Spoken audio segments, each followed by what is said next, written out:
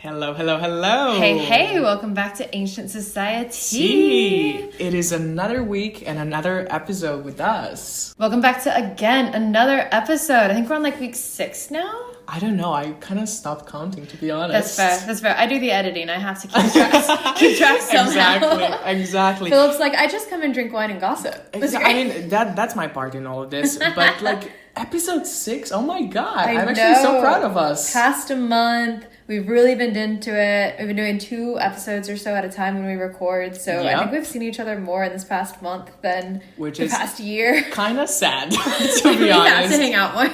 Exactly. But anyways, we're back with another story today. Yeah. And today I wanted to tell you all about one of the messiest love triangles on Mount Olympus, starring Aphrodite, Ares, and Hephaestus. Oh my God, I love a love triangle.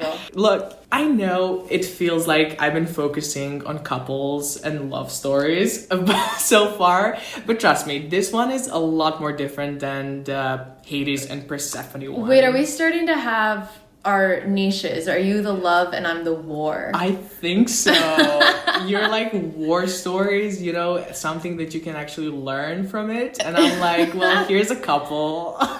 Yeah, here's another love story. We're back. Another love story. But yes, as I said, like Hades and Persephone episode was about a nice love story, you know, a very, very beautiful love story. Mm-hmm. This one is actually messy. It is about cheating. It's a cheating scandal. Exactly. So if you like drama, awkward moments, a bit of clever revenge, this one's for you. So we've got an arranged marriage, a long secret affair, as I said, an unbreakable bronze trap for some reason, and a crowd of gods who can't help but laugh. Okay. So, I'm sold. There we go. Spoiler alert, however, no one dies, but egos get hurt, pride gets crushed, and the gossip on Olympus is just delicious with this one. Oh, great. Let's hear it. Let's hear it.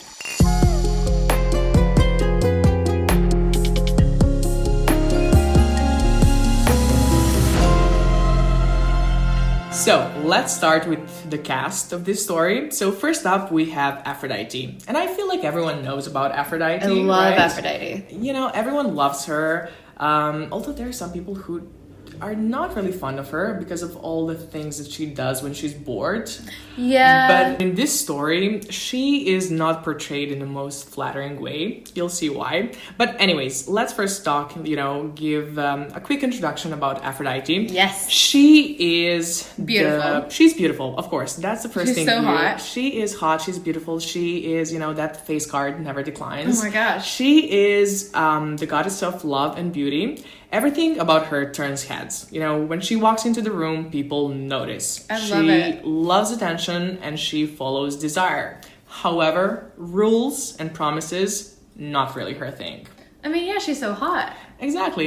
She's just not ready to settle. Exactly. Like, if I was that hot, I'd be like, yeah, I just want it my way. Absolutely. Take advantage of it while you have it. Exactly. 100%. It's not going to be there forever. I mean, for her, she's a goddess. So technically, yeah, it's going to be there forever. She can just have fun all the time. I love when a girl is in her, little roster area. Oh my God, yes. I love it. that. Yeah, go girl. Honestly, go girl. But then we have Ares, who is the god of war. He's young, strong, and very handsome. He loves the rush of battle. He's loud, impulsive, and he likes things clear and direct. Some would say that he's not the brightest of them all. But is he going to be like the main guy in a party? Like the guy in the bar, all eyes are on him? Kind of. He knows how to be, stubborn sometimes, give that mean vibe, unapproachable vibe. But he's definitely all eyes are also definitely on him because he is known to be very handsome. Yeah. That's who I usually look at in a club. I look at the guys and the girls, that are hot, attractive, in the middle, dancing, having fun. Honestly, I feel like he is, I don't know if he would be dancing at a party. I feel like he is kind of if we're talking zodiac, I would say he's a Scorpio, very mysterious when you look at him at first, but then he's also very hot-headed. Okay, so, I also kind of love those guys. Oh my god, I can fix him. I can fix him vibes. I love a little emo boy that's like really attractive in the corner, the tattoos. Yeah, like it looks intimidating, but also like mysterious. Yeah, he is like that until he sets his mind on something and actually tries to do something / opens his mouth. Then he's like very direct and very hot-headed, I would say. That makes him even hotter. Oh my god. Okay, I'm gonna stop talking about Aries because like you are fangirling over Wait, him. I kind of have a crush on Apollo who? Apollo who? Literally, like Aries, come here.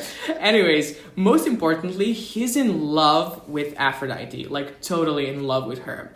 And the feeling is actually mutual. But you're the it couple. The it couple, but teeny tiny thing. Aphrodite is already married to Hephaestus. Always. Exactly. So Hephaestus, I don't know if I'm pronouncing that right. Hephaestus? Hephaestus. I think so, yeah. So Hephaestus is the fire and iron genius of Olympus. He's a master craftsman and he's maker of weapons and other clever machines, but crucially, he's also lame in his legs.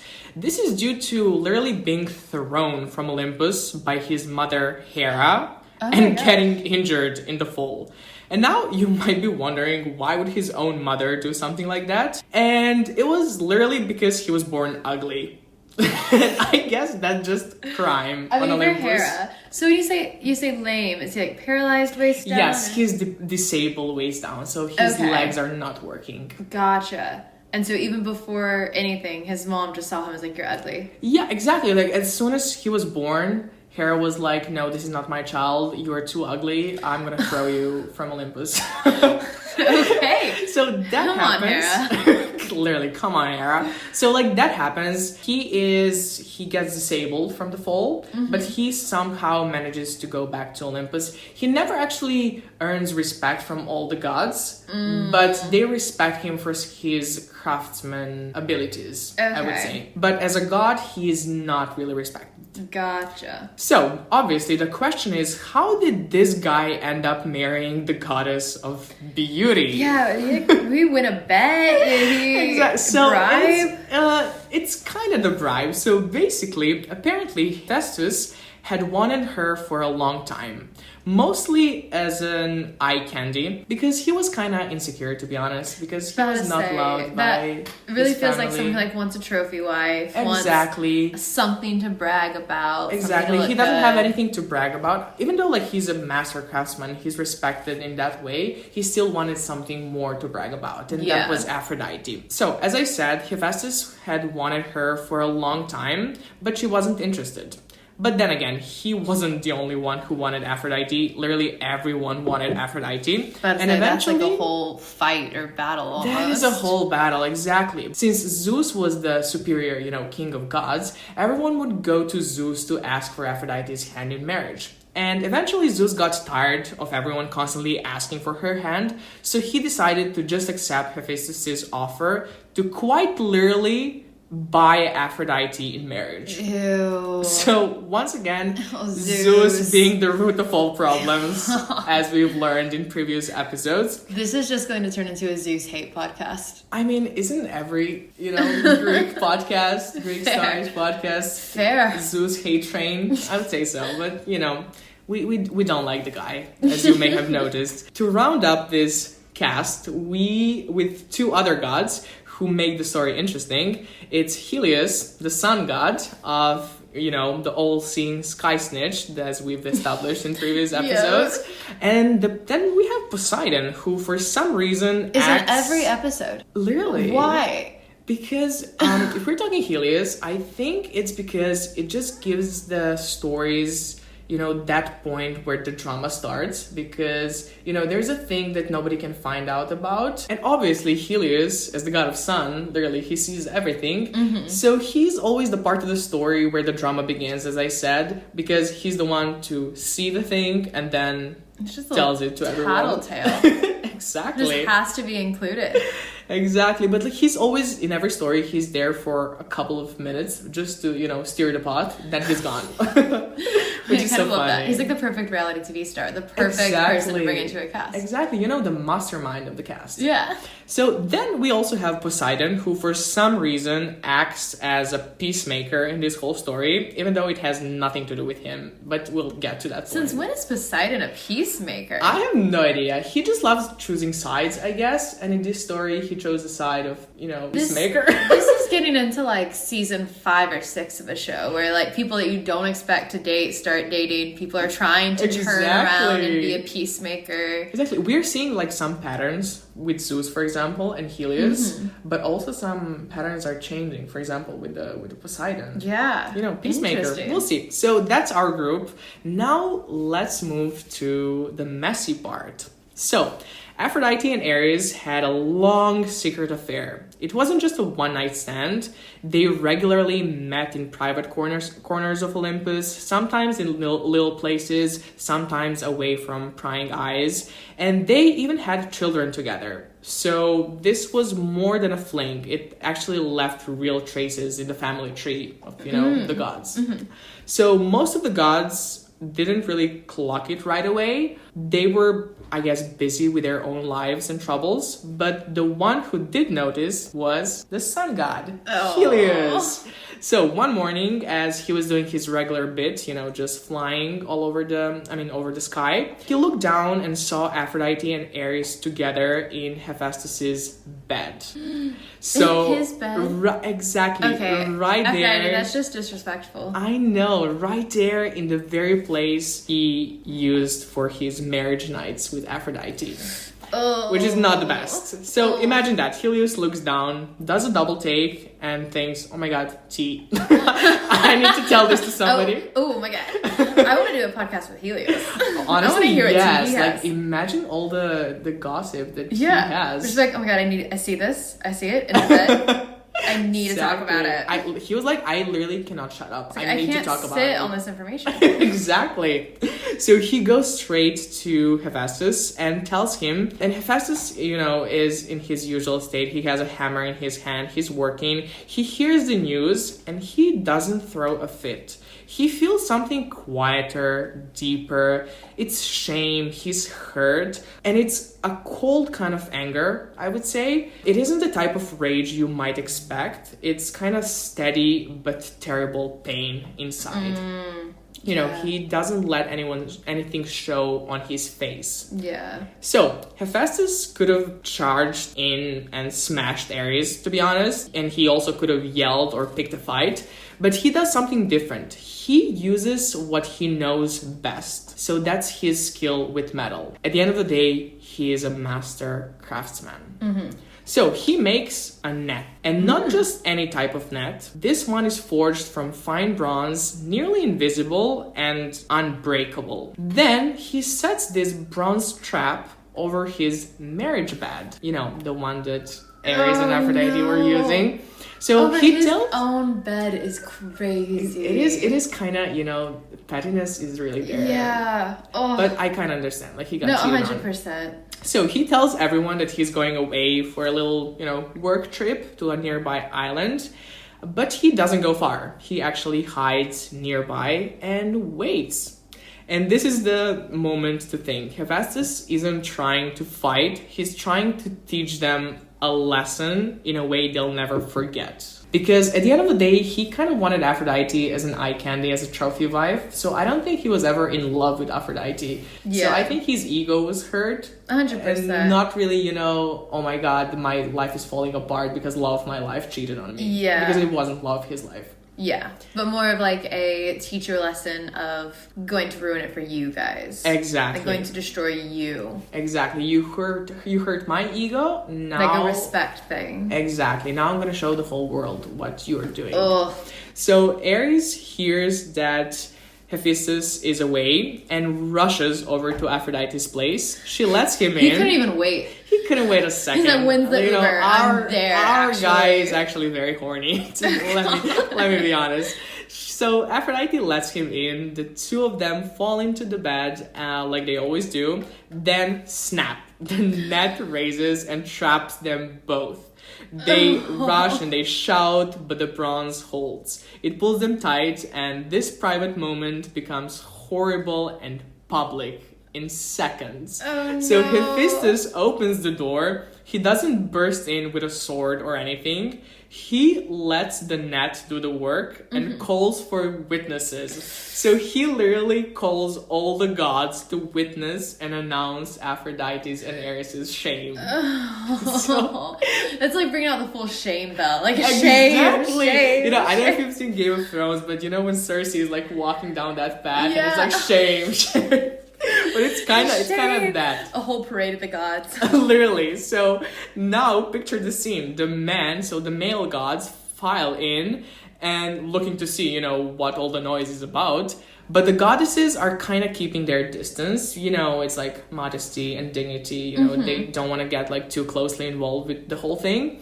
But the male gods are laughing. They're having the best time of their life. The true perfect pub talk. Exactly. So Apollo is also there. He is cracking a lot of jokes. There's not any significance in Apollo being there except that he is like the biggest jokester of them all. Maybe I'm back on Team Apollo. I love Apollo. He's so funny. He's so funny. As much as that would be horrible to see and so humiliating, Apollo's so funny. He is so funny. He is the one, I think, you know, the whole situation was very funny, but I think his jokes were even funnier. So that's the gods were, you know, he's the laughing TikTok and comments. Exactly. He's the most like TikTok comments. So Hermes is also there. So Hermes is kind of... I know. Wait, I kind of want to be there. I know this is so embarrassing for them, but I kind of want to be there. Like, imagine the scene. So fun. It sounds so fun. I mean, if you're not Ares or Aphrodite, right. It's so fun. Hermes is also there, as I said. He's also like cracking jokes with Apollo. Like they're for some reason they're like a team of jokester in this situation, which is like so funny to me. Zeus is also there. Zeus, he turns up. He shakes his head and probably has, you know, his inner smile. So it's a whole spectacle, you know, happening. Ares, on the other hand, is furious. Aphrodite is so embarrassed. And at some point, Poseidon, of all people, steps in and starts playing peacemaker. I get it now. I think his jokes weren't as funny as Apollo and Hermes. So he was petty. So he tried to do a joke. Apollo said it louder and it was funnier. And he's like, oh, fuck, I gotta do something else now. Guys, your jokes aren't funny. Your jokes are really mean. Oh my god, it's like, you know, when you write a joke in like Teams chat and you don't get enough reactions. Exactly. And you're like, actually guys, it's serious. It's actually like business. Yeah, let's circle back to work. So I don't think Poseidon's grown. I think he just wasn't funny enough. Yeah, he was just like, why are you guys laughing at their jokes? I wanna be the center of attention. This isn't funny anymore. Yeah. So like she's like, they don't know how funny I am in the sea. They don't know how much the fish laugh at me. Yeah. Fish being scared to death and have to laugh. He is playing this role of a peacemaker, and he says that he will make Ares reimburse Hephaestus the price he paid for Aphrodite's hand in marriage if he sets them both free, which is so funny. So eventually Hephaestus agrees and loosens the net. Ares crumbles out with his pride absolutely shattered. Aphrodite, on the other hand, just dusts herself off, smooths her robes, and walks away like nothing happened. I mean, this is so embarrassing, but like she is class. Exactly. She's a goddess of beauty and love. Pretty enough to get out of those situations. Exactly. Plus, like, she's goddess of, as I said, goddess of beauty. So her role is basically to look fine no matter what. She's the Chriselle of Selling Sunset. Like, she can cause a problem, and then when someone else does something, which I love Chriselle, firstly, but she can cause a problem, and then when someone else takes it a little bit farther, she's like, wait, that was too much. Yeah, stopping there. And Not then for just me. walks away. Completely elegant. Literally. As for the other gods, they continue to laugh for a while, and then they just move on, I guess. Probably because another drama just started on the other side of Olympus. Say, something else happened. You know, I had to go see that old too. News. Let's see what's happening. Like, you know, what's next? Aphrodite made this not fun anymore. Yeah. We expected like a bigger reaction from her, and like it's nothing fine. happened. She just walked away. What happens next? Ares flies off to his favorite war hunting spot to take out his shame in a battle, I guess. Oh my god, that's like when my cat jumps on the counter and she falls and we laugh at her, and so she runs straight to the scratching post and yeah. Like, I need to let this thing out. I don't know what happened. Like, we didn't see it. Yeah, I love that. Literally, like, exactly what happened with him. When it comes to Aphrodite, she actually goes to Cyprus to be confronted by her attendants, I guess, and Hephaestus returns to his forge. In some versions of the story, he later marries someone else and finds a quieter life. Good. You know, the details differ, but the heart of the story, of this whole story, stays the same. I would say the gods laugh, life goes on, and the drama becomes part of the history of Olympus. So I really like this story because it shows how the gods are very much like humans. Yeah. You know, they gossip, they laugh at each other, they enjoy the spectacle. Even the sun god, who sees everything, can't resist being the one who tells the truth. Kind of makes me want to hang out with them. I know. And like this whole story, it's basically the ancient version of, I would say, like TikTok story times, you know, exposing and, you know, what is happening in the comment section. Hephaestus is going live. He's showing the video of it. Here's the evidence, guys. No. It's basically a cheating scandal, lovers caught in the act, a humiliation that goes public, and everyone is and Aphrodite sharing it. like stay hooking up, or did they cut ties after that? So I don't actually know. My point of view, I think definitely yes. Like, fair. Why not? It's like a little bit more secret. It was like a heated romance, you know, with them. So I think yes. They're like in the basement now, so that sun going. Yeah. It's pure pitch black. They're always checking for like invisible nets before they lay in the bed. Everybody do the check around. First do the dummy checking, check. then going. Yeah, but yeah, this is as I said, this is very much different story from the one with Hades and Persephone. Yeah. This is literally a cheating scandal, you know, a humiliation scandal. But I think it's really funny. That is so fun. No, I love it. I love envisioning them like it's like a party. Yeah, that exactly. would be fun. Like you said, like I would kill to be there. Yeah. Sorry, Aries and Aphrodite. I want to see it. I want to be included. I want to see it in person. Like, sorry guys. Well, thanks so much. That one was so fun. I guess now if we're sticking to this love and war theme almost of your love and I'm war, Yeah, we'll see what we can keep finding. We'll see. So I guess next week is gonna be war themed one. You guess so. Anyways, thank you guys so much for listening. And we will chat with you soon. Bye. Bye.